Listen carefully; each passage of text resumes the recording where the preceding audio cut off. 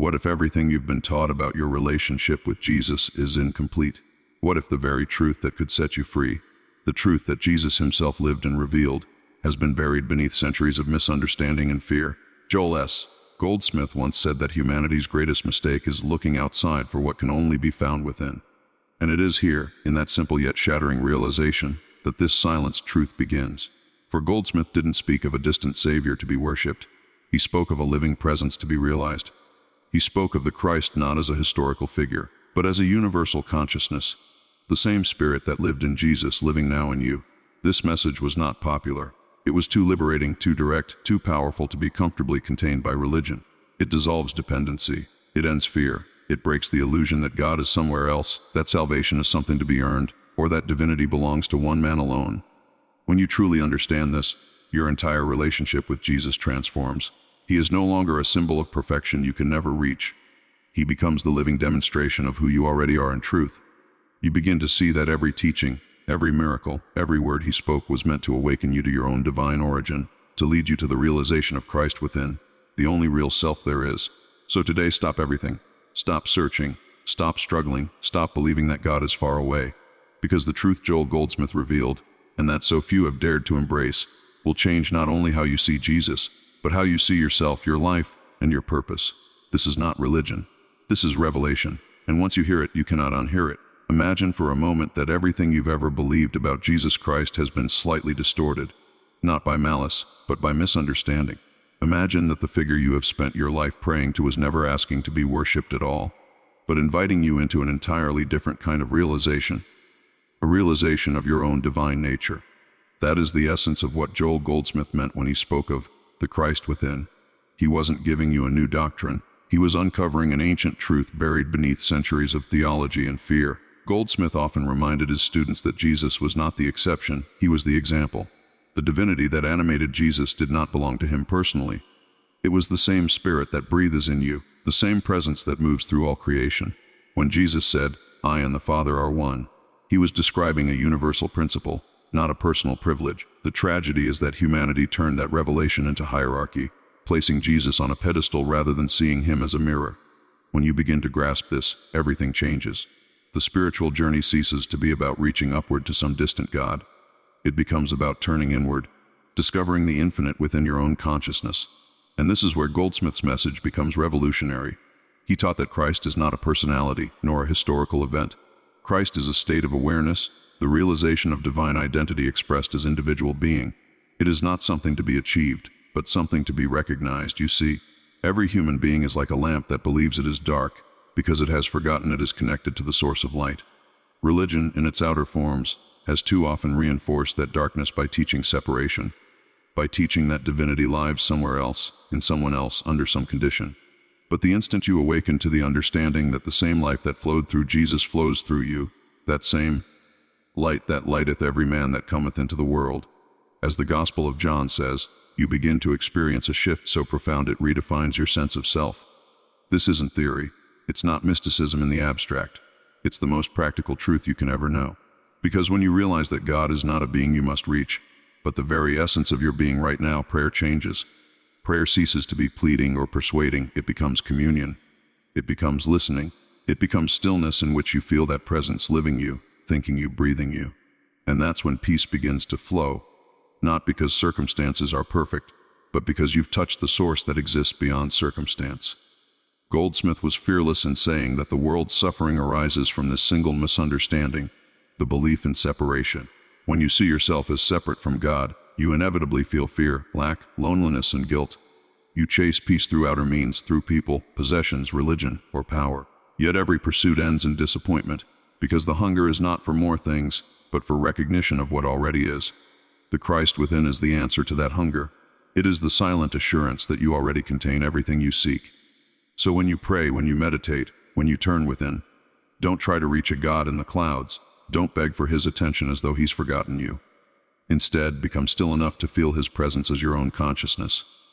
The kingdom of God is within you, Jesus said. That wasn't poetry, it was instruction. He was pointing you back to yourself, to that quiet center where the human and the divine meet in perfect union. This is where the relationship with Jesus takes on new meaning. No longer is he a remote savior watching from afar. He becomes the living demonstration of what it means to walk in union with the infinite. When you read his words with this awareness, they stop being stories from history and become living principles of consciousness. Every healing, every parable, every silence between his words becomes a reflection of the same presence moving in you now. And yet, this truth can be unsettling. Because if the Christ truly lives in you, then you can no longer hide behind helplessness. You can no longer say, "I am only human," or "I'm waiting for God to fix it." You begin to understand that your task is not to fix anything at all, but to realize the perfection already present beneath appearances. Goldsmith called this living from the center. It's not denial of the world, it's transcendence of it. It's seeing through illusion into reality. As this awareness deepens, your actions, relationships, and even your emotions begin to align with a higher rhythm. You stop reacting and start responding. You stop trying to control life and start trusting the flow of divine order. You find yourself forgiving more easily, loving without reason, and living with quiet authority. Not because you've forced yourself to be spiritual, but because you've remembered what you are. The Christ within is not a mystical title. It's the truth of being itself.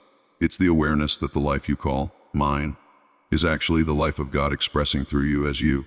It's the realization that there is no distance between you and the source, no separation between spirit and creation. And once that realization dawns, your relationship with Jesus becomes intimate beyond words. You no longer look at him, you look through him, and see yourself in the same light of divine sonship. That is what Goldsmith tried to awaken in every sincere seeker. He never wanted followers, he wanted awakeners. He wanted individuals to move beyond the worship of form into the living experience of presence. Because once you taste that presence within yourself, even for a moment, you'll understand what Jesus meant when he said, "Before Abraham was I am." That I am is not personal. It is the name of the one life manifesting as all. And so the real relationship with Jesus begins not when you say his name, but when you realize his consciousness. It's when you recognize that the same spirit that raised him from the dead raises you every moment. From fear to faith, from doubt to knowing, from illusion to truth. That is the Christ within. That is the forgotten truth. And when you live from that awareness, everything you once prayed for begins to unfold naturally. You don't have to reach for miracles, you become one. You don't have to wait for heaven, you live it here and now, in every breath, every thought, every quiet recognition of the presence that never left you. Because the Christ was never meant to be worshipped. The Christ was meant to be realized. And the moment you realize that, it's not just your relationship with Jesus that changes. It's your relationship with life itself. That is the secret Goldsmith never silenced. It was only waiting for you to hear it. If you look closely at every form of human suffering, fear, anger, loneliness, insecurity, you'll find one single root underneath them all: the illusion of separation. That, Goldsmith said, is the real fall of man. It wasn't a moral failure, it was a mental mistake. Somewhere along the line, consciousness began to believe it was something apart from its source. That simple but tragic thought, "I am here, and God is there," became the seed of every shadow that followed. It is an illusion so subtle, so deeply ingrained in the fabric of human thinking, that most people never even question it. We wake up in the morning already assuming that we are individual entities struggling through a world of other separate entities, trying to survive, to be seen, to be loved, to find peace. And in that assumption, we set into motion a life of conflict, because the mind that feels separate must always defend itself. It must compete, compare, and control. It must pray to something, rather than awaken as something. Goldsmith's teaching pierces that illusion. He didn't offer a system to fix your outer world. He revealed the inner realization that dissolves the false sense of separation altogether. He reminded us that the presence we call God is not out there manipulating events. It is the very life that animates your being. The mistake lies in believing there is a you apart from it. Once that belief takes hold, you begin to live as though the infinite is something you must reach, when in truth, it is what you already are. This misunderstanding is the cause of all spiritual frustration. People pray for years and wonder why nothing changes. They go to churches, temples, and teachers seeking contact with God, not realizing that the very act of seeking is born from the belief that they are not yet one with what they seek. Goldsmith often said, "You cannot find God, because you have never been apart from God." What must die is not your sin, but your sense of separateness. When you examine your own moments of pain or confusion, you'll see how this plays out. The instant you feel afraid, what's really happening is that you've forgotten your oneness with the infinite. Fear can't exist in divine consciousness. It only lives in the thought of being disconnected from it. The moment you say, "I am alone," or "I must handle this," or "God, please come help me," you've already stepped into the illusion. Because the truth is, there is no, apart from God, to be helped. There is only God manifesting as you, living itself through you. It's easy to say these words, but the realization takes quietness, deep inner listening. You begin to notice that all striving comes from this false sense of self. The personal self wants to achieve enlightenment. The personal self wants to become wholly successful or peaceful. But the personal self is the problem, not the path. Once you see that, your spiritual life stops being about improvement and becomes about discovery. The discovery that what you were trying to become, you already are. Goldsmith often referred to this awareness as the infinite invisible. You can't see it, you can't touch it, but it is the essence of every visible thing. It is the presence behind your breath, the intelligence behind your heartbeat, the stillness that remains when thought quiets down. And it is this presence, not your personal mind, that governs life harmoniously when you stop resisting and start recognizing. The illusion of separation also manifests as the constant need to fix, to control, to make life work through effort. The human mind believes that if it can just think long enough, plan carefully enough, pray loudly enough, it can change reality. But the Christ consciousness that Goldsmith taught operates differently. It knows that reality is already perfect. The only thing that needs to change is perception. When you realize your oneness with the infinite, life begins to unfold in effortless order. You stop pushing and you start allowing. You stop asking for miracles and you start recognizing them as the natural expression of divine harmony. This doesn't mean the outer world suddenly becomes easy or that challenges disappear. It means that your relationship to them transforms. You begin to experience them not as threats, but as opportunities to remember who you are. Every disturbance becomes a reminder, I am believing in separation again.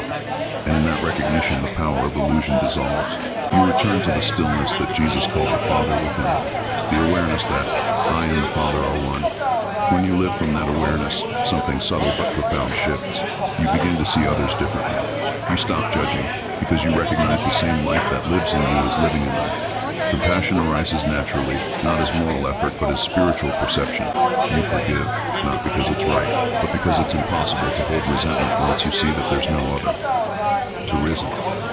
The illusion of separation dissolves in the light of truth, and what's left is unity, peace, and understanding. Even your idea of God changes. God is no longer a being with moods or preferences, no longer a power to be persuaded or pleased. God is consciousness itself, the ground of all being expressing as infinite forms. And when you realize that, your prayer becomes silent awareness. You stop trying to reach God through words and start resting in God as awareness itself. That's when peace appears, not as something achieved, but as something revealed. You might ask, if separation is an illusion, why does it feel so real? Because consciousness, when it identifies with the mind and body, becomes hypnotized by form. It forgets that it is the life animating the form. The ego is that forgetfulness made personal. It's the belief, I am me, and you are you, and God is elsewhere. But as awareness awakens, it begins to remember itself. In meditation, in stillness, in moments of genuine love or awe, that veil thins. For a moment, you feel a presence so vast and gentle that you realize you never left it. That is grace, the quiet undoing of the illusion of separation. Goldsmith's entire body of work pointed humanity back to this remembrance. He wasn't teaching people to escape the world, but to see through it, to live in it with awakened vision. Once you know that separation is false, fear loses its power. You no longer feel threatened by life, because you understand that all of it is God expressing an infinite variety. There is nowhere to go to find peace. There is only the awareness that peace was never lost. And when that realization dawns, not as an idea but as a living experience, you will understand why Jesus could face betrayal, suffering, even death, with serenity. He knew there was no separation between himself and the Father. That is the consciousness he tried to awaken in others. And that is the consciousness Goldsmith invited you to rediscover. When you awaken to the truth that there is no you apart from God, no apart from you, and no life apart from the infinite, fear ends. The illusion dissolves, and what remains is not something new, but something eternal. The quiet realization there was never separation at all, only the forgetting of oneness. Remember that, and you are free.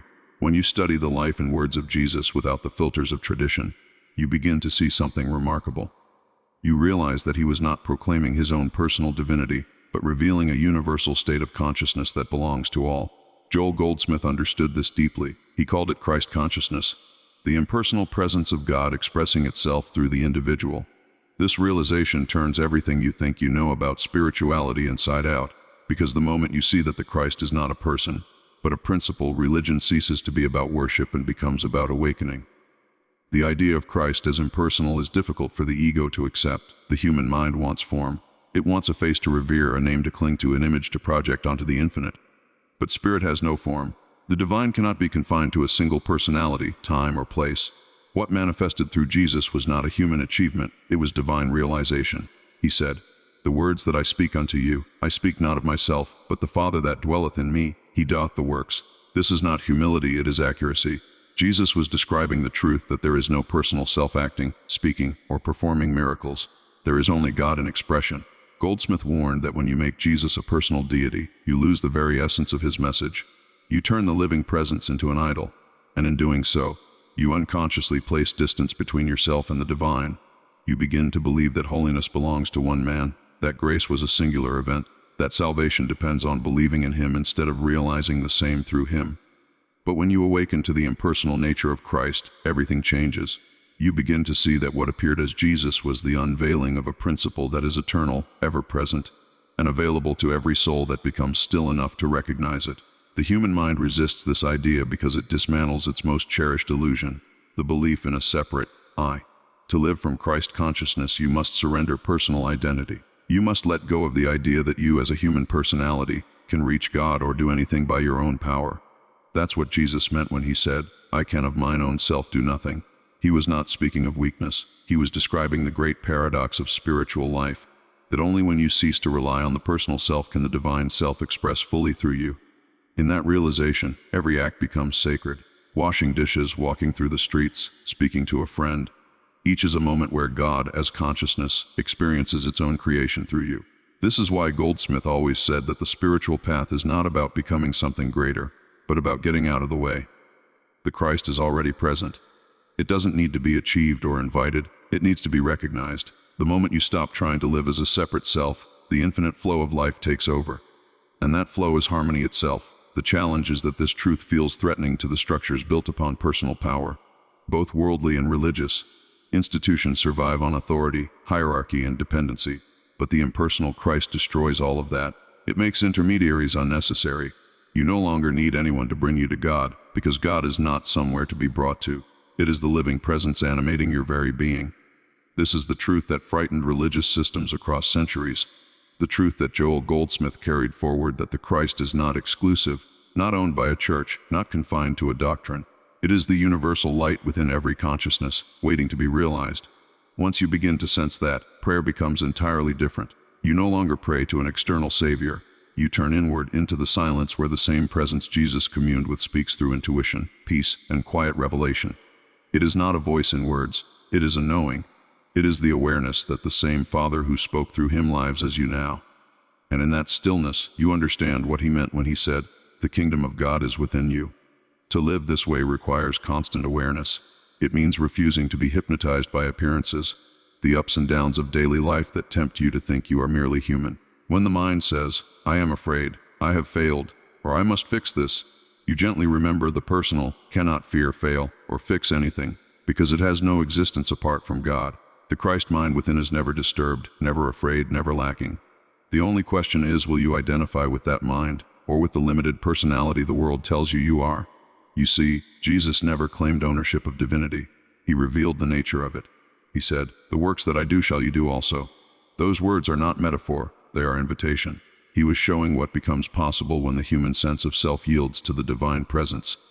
When he healed the sick or calmed the sea, it was not an act of personal will. It was the effortless functioning of divine order through awareness. Goldsmith would say miracles are not supernatural. They are natural expressions of a consciousness that sees through illusion. And that is why the Christ consciousness must remain impersonal. Because the moment you make it personal, you limit it. You make it small enough to fit inside human belief. But the Christ cannot belong to anyone. It is the eternal I that lives as the true identity of everyone. It is the awareness that says, "Before Abraham was I am." That I am is not a person. It is the presence that transcends time, personality, and history. When you realize this, devotion changes. You no longer worship from distance, you commune from oneness. You don't bow down in fear, you rest in recognition. You begin to live from the same consciousness that spoke through Jesus, and in that state, the very atmosphere around you begins to shift. People feel peace without knowing why. Circumstances align effortlessly. Healing takes place without effort. Not because you have done anything, but because you have stepped aside and allowed the impersonal Christ to be what it already is, the life, light, and intelligence of all. To live in this awareness is to walk quietly in the world while rooted in eternity. You move, but it is the infinite moving. You speak, but the words arise from silence you love, and it is love itself flowing through you. The ego begins to dissolve not through struggle, but through recognition that it never truly existed. Only the Christ is real. And so, when Goldsmith said that Jesus' hidden message was that the Christ is impersonal, he was reminding us that the same presence that walked the hills of Galilee walks through you now. The difference is only in recognition. You don't need to imitate Jesus, you need to realize the same consciousness that lived in him.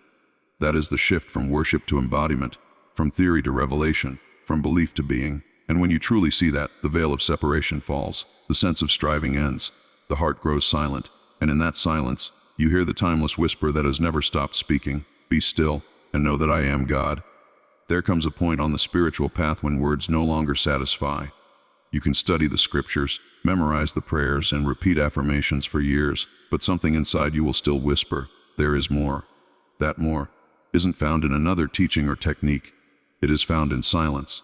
Joel.Goldsmith called it the secret place of the Most High, the inner sanctuary where communion with God happens without sound, without thought, without effort. It is in that inner stillness that the illusion of separation fades, and you begin to experience what Jesus meant when he said, "The Father within me, he doth the works." The human mind has been conditioned to believe that communication with God must happen through language. We think we must speak, plead, or persuade. We measure the effectiveness of prayer by how intensely we ask or how faithfully we follow through. Yet every spiritual master, including Goldsmith, discovered that real prayer begins only when words enter. The mind that is busy asking cannot hear, the heart that is striving cannot feel. Only when we become silent, truly silent, does the infinite whisper make itself known. Goldsmith often said that the moment you begin to listen, God begins to speak. But that speaking does not come in words. It comes as a quiet sense of assurance, a peace that doesn't depend on outer circumstance. It is the still, small voice that Elijah heard, not thundering from the heavens, but rising gently within consciousness itself. The purpose of meditation, in this light, is not to achieve something or to receive answers. It is to rest in awareness, to turn attention away from the noise of the world and toward the presence that has never left you. This silence is not the absence of sound, it is the presence of awareness. It is a living stillness, a depth of consciousness beyond thought. In that stillness, you begin to feel that life is not happening to you, but as you. The same life that moved through Jesus, that breathed through the prophets, that gives rhythm to the sea and pulse to the stars, is breathing you now. You begin to understand that God does not need your words or rituals to be present. He needs your attention. To enter that stillness requires courage, because silence reveals truth. It exposes the restless mind that lives in fear, the ego that constantly seeks approval and control. In the beginning, when you sit quietly, the mind will rebel. It will chatter, argue, and demand that something happen. But Goldsmith would remind his students that nothing needs to happen. The presence is already here. The practice is not to create silence, but to become aware of the silence that is always present beneath the noise of thought. This awareness gradually changes everything. You begin to notice that life unfolds more harmoniously when you are quiet inside. You stop reacting to every disturbance, because you have touched the calm center that remains unmoved. You discover that answers come, not as intellectual reasoning, but as intuitive knowing. You'll be faced with a problem, and suddenly a thought appears, gentle and clear, a solution, a direction, a reassurance. That is God speaking, not as an external voice, but as consciousness revealing itself through your awareness. And yet, this inner guidance can only be heard when the mind is still. The untrained mind is like turbulent water. You cannot see the reflection of truth in it. But when the waters grow quiet, the reflection of heaven becomes clear. That is why Jesus so often withdrew from the crowds to pray in solitude. He wasn't escaping responsibility, he was aligning consciousness with the infinite. Every miracle that followed came from that inner communion. When he healed, it was not personal power. It was divine order flowing through a consciousness made transparent through silence. Goldsmith understood this as the essence of spiritual practice, not to think about God, but to be still in God. This is not meditation as technique, it is meditation as realization. You rest in awareness until the line between you and God disappears. Then life becomes meditation itself, walking, speaking, listening, working, all of it carried out in the rhythm of divine stillness. You stop trying to make life spiritual, and you start recognizing that it already is. From this awareness, prayer becomes effortless.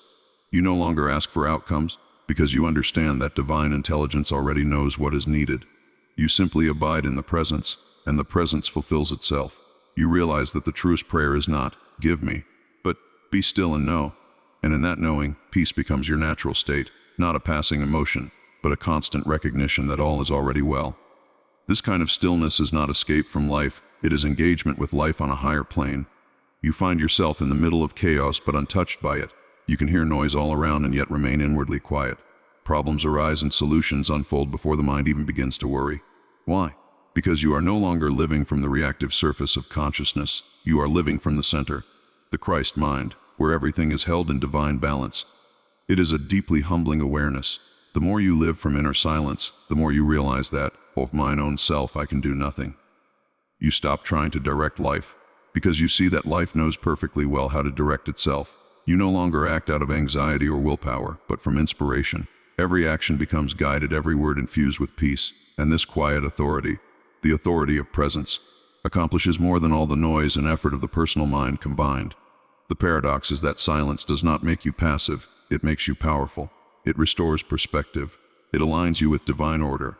When your consciousness is still, you become a channel through which harmony, healing, and love can flow into the world. That is why the greatest teachers, the greatest healers were also the quietest. They spoke few words, yet their silence carried the force of eternity. Goldsmith often said that the world's problems are not solved by louder voices or more activity, but by a few individuals who can remain still enough to feel God's presence on earth. That stillness is not absence, it is creation. Out of silence, all form arises. Out of stillness, every true word is spoken. Out of peace, every act of love is born. And so, when you sit in silence, you are not doing nothing. You are participating in the most powerful act possible, remembering your oneness with the infinite. The mind will resist, the world will distract, but if you stay faithful to that inner stillness, something begins to happen. You realize that silence is not empty. It is full. It is alive. It is God. When you understand this, prayer no longer becomes something you do, it becomes the way you are. You live in continual communion, a quiet awareness that flows beneath every thought, every breath, every moment. You begin to walk through life as Jesus did, centered, peaceful, receptive to divine direction in every instant. And it all begins in silence. So the next time you find yourself searching for answers, stop searching. Sit in the quiet. Don't think, don't ask, just listen. For in that listening you will hear what no words can ever say. The eternal voice that has been speaking since the beginning of time, waiting only for you to be still enough to notice. And in that silence, you will find that God was never absent, only unheard. There is a moment on the spiritual path when you come face to face with the most subtle truth of all, that the greatest barrier to God is not evil, ignorance, or even disbelief. It is personal will. As long as the human self insists on directing life, controlling outcomes, and defining what is good, it stands in the way of divine harmony. Joel.Goldsmith often said that the spiritual journey is not about adding more light to the self. It's about dying daily to the personal sense of self, so that the Christ may live through you. It's a death not of the body, but of identification. It's the gradual surrender of the illusion that you are the thinker, the doer, or the source of your own existence.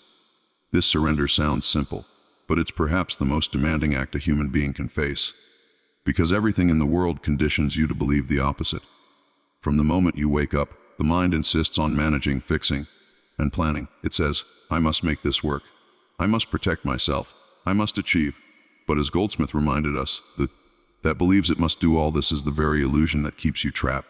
The personal self is forever chasing peace because it cannot be peace. It seeks control because it feels separate from the infinite. The Christ mind, the divine consciousness that Jesus lived from, has no such struggle. It doesn't need to assert control because it is the harmony governing all things. When Jesus said, "Not my will, but thine be done," he wasn't resigning himself to suffering. He was revealing the profound secret of spiritual power. He was describing the inner state in which human will dissolves, and divine order begins to act unobstructed. That is the death of personal will, the moment when the limited mind stops insisting on its own way and opens to the effortless movement of the infinite. To the intellect, this sounds like weakness. But to the awakened heart, it's the only real strength there is. Personal will is like a clenched fist. Divine will is an open hand. The clenched fist tries to grasp and hold life. The open hand allows life to move freely, to give and receive without fear. When you surrender personal will, you don't lose control. You discover that life was never out of control to begin with. The same intelligence that spins the planets and causes the seasons to turn has always been governing your life perfectly, if only you would stop interfering. Surrendering personal will doesn't mean becoming passive or indifferent. It means aligning your consciousness so completely with divine presence that action arises spontaneously, without resistance. You begin to act from inspiration rather than ambition, from inner prompting rather than outer pressure. Things still get done, often more efficiently, but the inner tone is different. There's no strain, no sense of, I must make this happen. Life begins to unfold with the rhythm of grace. This is what Goldsmith meant when he spoke of living from the center. When you live from that center, you no longer act as a separate person trying to manipulate outer events. You become an instrument through which the divine mind expresses itself. You don't need to decide what should happen. You allow wisdom to reveal itself in the moment. The personal sense of dissolves, and in its place arises a quiet awareness that all is being perfectly governed.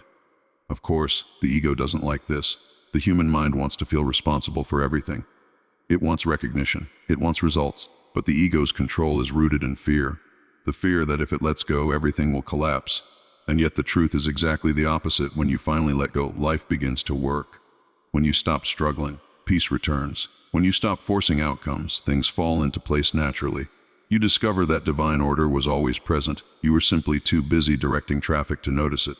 This inner surrender also transforms how you deal with problems. Most people meet difficulty with resistance. They fight worry and pray for specific outcomes. But when you understand the principle of divine will, you stop fighting. You meet the problem not with anxiety, but with recognition. There is only one life here, and it knows how to maintain its own harmony. You become still, receptive, and in that stillness, the right action reveals itself. Sometimes the outer situation changes, sometimes your perception does. Either way, harmony is restored, not by effort, but by alignment. The death of personal will is also the birth of trust, not blind belief, but living faith. You begin to trust that the invisible presence within you is intelligent, benevolent, and self-sustaining. You realize that your part is not to dictate, but to listen.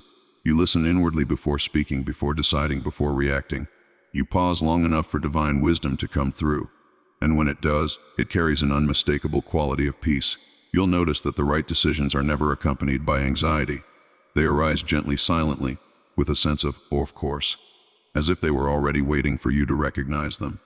As this consciousness deepens, your relationship with life itself changes. You stop seeing yourself as an isolated individual surrounded by forces that must be managed. You begin to see yourself as part of a living whole. The same life that animates the birds, the ocean, the stars, is animating you. There is no longer a trying to survive. There is only life being itself through you. That recognition ends fear. It ends the endless striving for control, approval, or achievement. You still work, love, create, but now everything flows from presence, not pressure. Goldsmith used to say that when personal will dies, divine grace takes over. And grace operates silently. It doesn't announce itself, it simply arranges life in perfect order. Opportunities appear at the right moment. Relationships shift naturally. What once felt like struggle begins to move with ease. And even when challenges arise, you meet them with calm assurance, knowing they too are part of a larger harmony unfolding. This is not a philosophy, it's a lived reality. The more you practice surrendering the personal will, the more you see evidence of divine intelligence operating in your daily affairs.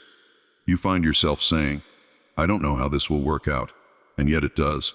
You let go of the need to fix others, and somehow healing takes place. You stop defending yourself, and suddenly conflict dissolves.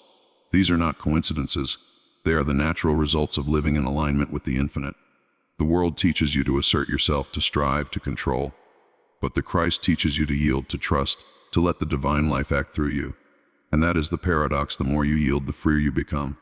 The more you let go, the more life flows. When you finally release the need to shape existence according to your own understanding, you discover that existence itself is wisdom in action. So the next time you feel resistance, pause, take a breath. Remember that you don't need to force your way through life.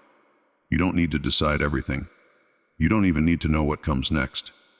You need only to be still and let the infinite express itself. That is the quiet authority of the Christ mind, the power that comes not from striving but from surrender. And when that surrender becomes your way of life, you will know the peace Jesus spoke of, a peace that cannot be taken away, because it doesn't depend on the world. It comes from within, from the realization that divine will and your true will are not two, they are one. And when that oneness is lived, every act becomes prayer, every moment becomes grace, and every breath becomes the silent affirmation, Thy will is done. There comes a moment in every sincere seeker's journey when realization dawns, not as an idea, not as an emotional high, but but as an awakening so silent and complete that it changes the texture of consciousness itself. This moment cannot be forced, and it cannot be earned through discipline, belief, or repetition. It comes only when the last thread of separation dissolves, when the individual self stops trying to reach God and finally understands that God was never absent. Joel Goldsmith called this moment the infinite way realized, the direct awareness that I and the Father are one. All the teachings, all the meditation, all the surrender lead to this one experience. It is not an event in time, it is the unveiling of what has always been true. You discover that you were never a seeker trying to find God. You were the activity of God seeking to recognize itself. The awareness that was searching is the same awareness that is found. The circle closes and what remains is silence, alive, luminous, and infinite. When this realization dawns, something fundamental shifts in how you perceive the world. You stop relating to life as though you are moving through it. You begin to see from life itself. The sense of, I am here, and the world is out there, dissolves.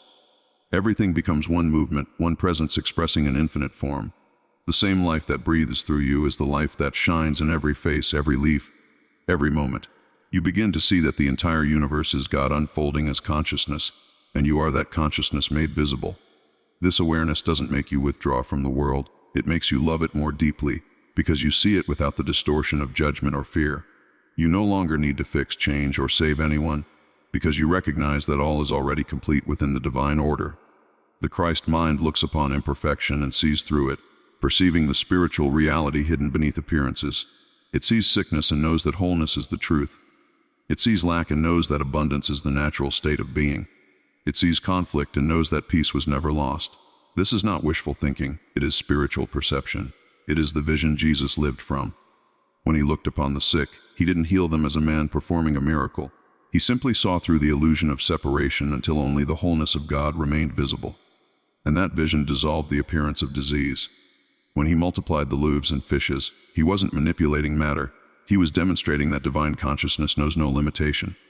When he said, "The kingdom of God is within you," he was pointing to this exact realization. The outer world is but a reflection of your inner state of awareness. Change that awareness and everything changes. When you live from this realization, prayer itself transforms. Prayer is no longer asking, pleading, or affirming. It becomes pure communion, a silent recognition of the presence that is already here. You no longer pray to God, you rest as God consciousness. You don't try to bring the infinite into form, you become still enough to witness the infinite already expressing as form. The answer to every prayer is the awareness of oneness. When you know that, the outer world rearranges itself to reflect it, effortlessly, gracefully, in perfect timing. This realization also changes how you see yourself. You no longer identify with the mind, the body, or the personality. You recognize them as instruments, beautiful, functional, but not the source of your being. You understand that thought itself is not the thinker, and the body is not the life that animates it. The real self, the I, that Jesus spoke of is the invisible presence behind all expression. It doesn't age, doesn't strive, doesn't fear. It simply is. That's why Jesus could say, "Before Abraham was I am." He wasn't referring to a human lifespan, he was speaking from the timeless awareness that knows no birth or death. To live from that I is to live freely. It doesn't mean you abandon the world, it means you move through it untouched. The ups and downs of life still occur, but they no longer define you. You may experience loss, yet you know there is nothing that can be lost in truth. You may face difficulty, yet a deep peace remains unbroken beneath it. You find that everything passes through awareness, but awareness itself is unmoved, eternal, whole. That is the rock on which you stand when the storms of life come, the realization that you are not the form, but the formless life living through it. And with that realization, fear dies. The fear of death, failure, rejection, all of it dissolves, because you know now that nothing real can be threatened. You understand that everything that comes into form eventually passes away, but the life expressing through it remains unchanged. The same life that animated Jesus, the same presence that inspired Goldsmith, is the life breathing you at this very moment. It is infinite, boundless, and perfectly complete. From this awareness, love arises, not sentimental love, but divine love. A love that does not choose, does not compare, does not need. It radiates silently, without condition, without agenda. It loves because it is its nature to love. And that love becomes your natural state. You find yourself forgiving without effort, understanding without thought, giving without loss. You become a transparency through which divine love pours into the world, not as emotion, but as healing presence. Wherever you go, peace follows, because you have discovered that peace was never something to seek, it was what you are. This is the culmination of the spiritual path, not the end, but the beginning of true living. It is the moment you stop striving to become spiritual and simply allow spirit to live as you. You no longer quote truth, you embody it. You no longer seek miracles, you are the miracle. You no longer ask, how do I serve God? You realize that the very act of being aware is service to God, because God is awareness itself. When Joel Goldsmith spoke of the infinite way, he wasn't describing a philosophy to study, he was describing a way of being. A life lived from the consciousness of oneness, where every thought, word, and action flows from the inner realization of divine presence. That is the truth he wanted humanity to know, the truth that the world silenced because it gives power back to where it belongs within. And so, the invitation now is not to believe, not to agree intellectually, but to experience this truth, to stop identifying with the personal self, even for a moment, and rest in the awareness that is hearing these words. That awareness is not your possession. It is you. It is the same that spoke through Jesus, the same that revealed itself to Goldsmith, the same that is silently present right now, waiting to be recognized. Be still and know that I am God. That is the final revelation, the truth that ends all seeking. When you live from that awareness, you will see that heaven was never elsewhere. It was the state of consciousness that sees God everywhere. And in that seeing, the search ends, the silence speaks, and life itself becomes prayer. So stop searching and start seeing, stop reaching and start realizing. The truth you seek is not beyond you, it is you. And once that is known, you will never be the same again. When you finally understand that the presence you have been praying to is the very life breathing within you, something extraordinary happens. The search ends and peace begins. You stop asking for signs because the sign is your own awareness. You stop waiting for God to appear because you realize He never left. In that sacred stillness, the veil lifts, and you see clearly. There is no separation to overcome, no distance to bridge, no soul to save, only God revealing Himself as you, as me, as all. This is the truth Joel Goldsmith lived, the truth that religion feared, and the truth that can no longer be silenced, that the Christ is not a figure in history, but a state of consciousness available to every awakened heart. So let this truth live in you. Let it breathe through you. Let it speak through your silence and shine through your presence. Do not try to hold it, teach it, or protect it. Simply be it. And as you walk through the world, carry this awareness gently, not as a belief to defend, but as a light that quietly illumines all who come near. For when one soul awakens, the world is never the same again. The kingdom of God is not coming. It is here. It has always been here. And now it lives as you.